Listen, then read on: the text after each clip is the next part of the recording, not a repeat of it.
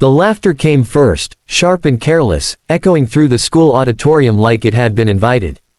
It was the kind of laughter that didn't sound happy, the kind that singled someone out and stripped them bare in front of everyone. On that small wooden stage stood a thin, nervous girl with worn shoes and trembling hands, asked to sing not because anyone believed in her, but because someone thought it would be funny. What no one knew in that moment was that her voice was about to change everything, and that a tired single father sitting in the back row was about to find a reason to believe again. Before the story truly begins, take a moment. If you believe in kindness, in second chances, and in the quiet power of helping someone when the world laughs at them, please like this video, leave a comment, share it with someone who needs hope, and subscribe to the channel.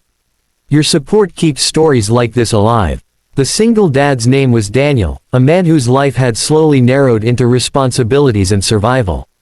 He worked long hours at a small repair shop, his hands permanently rough, his back always aching, and his mind constantly counting bills. Since his wife had passed away years earlier, every day had been a careful balancing act between providing for his young son and not letting grief swallow him whole. Music had once been a part of his life, something soft and beautiful he shared with his wife in quieter times, but now it lived only in memories he didn't often visit. That afternoon, he sat on one of the hard auditorium chairs not because he had time, but because his son's class was holding a school assembly, and showing up was the one thing he promised himself he would never stop doing. The auditorium smelled faintly of dust and old curtains, filled with restless students, tired parents, and teachers trying to keep order. The event was meant to showcase talents, but not all talents were treated equally. Some children were cheered before they even stepped onto the stage, their confidence already protected by popularity and privilege. Others were tolerated politely. And then there were those like the girl who stood frozen under the bright lights, her name barely remembered, her presence barely respected. She came from a poor family, wore the same clothes more often than not, and kept to herself in class. Her name was Lena, and she had learned early in life how to become invisible. Lena had not signed up to sing because she believed people wanted to hear her.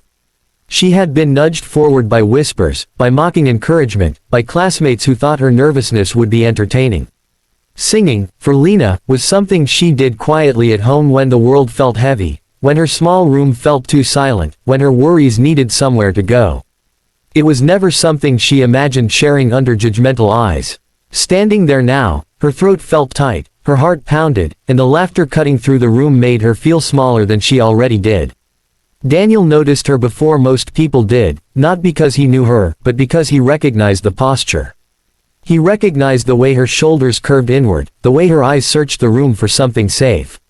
He had seen that same look in the mirror after his wife's funeral, and sometimes in his son when other kids were unkind. As the laughter rolled on, Daniel felt something twist in his chest. He looked around, expecting someone to stop it, but most adults stayed silent, uncomfortable but passive. It was easier not to intervene. The room eventually quieted, not out of respect, but out of curiosity.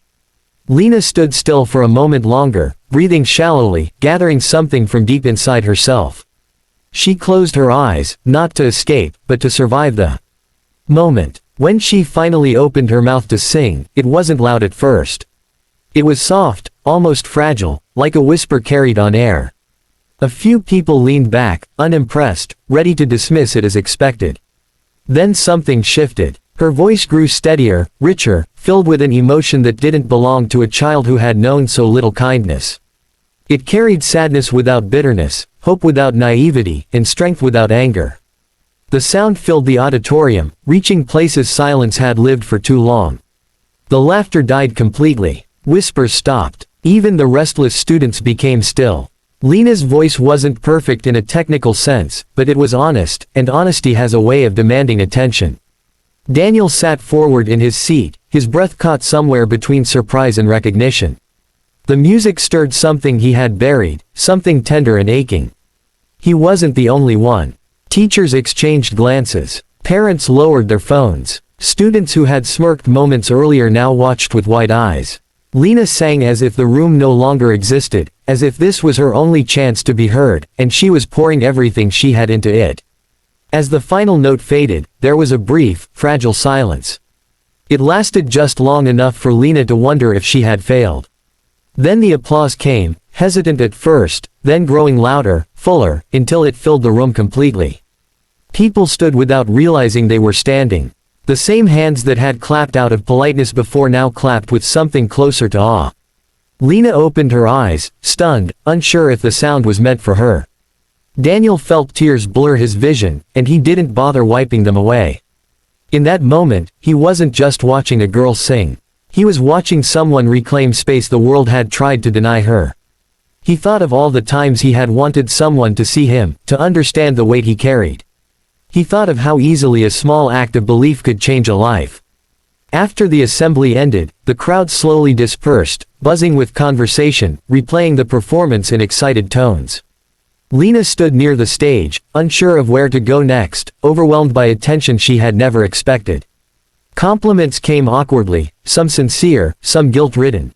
Teachers praised her, classmates who had laughed avoided her eyes. It was all too much, and she felt herself shrinking again, retreating inward. Daniel approached her carefully, not wanting to add pressure. He didn't need to say much. His expression alone carried understanding and respect. Lena looked up at him, noticing the kindness in his eyes, the absence of judgment. In that brief interaction, something settled inside her. For the first time, she felt seen not as a joke or a surprise, but as a person. In the days that followed, Lena's life did not magically become easy. Poverty did not disappear. School dynamics did not transform overnight. But something fundamental had changed. She walked a little straighter. She sang a little louder at home. Teachers began to encourage her talent instead of overlooking it. Opportunities, small at first, began to appear. None of it would have happened if she had walked off that stage in silence. For Daniel, the experience lingered as well. He found himself humming again while fixing engines, letting music back into the spaces grief had occupied. He talked to his son about what it meant to stand up for others, about how strength sometimes looks like vulnerability. Watching Lena had reminded him that life could still surprise him, that beauty could emerge even in rooms filled with cruelty. Weeks later, the school announced a local music showcase, and Lena was invited to participate officially. This time, she wasn't pushed forward as a joke.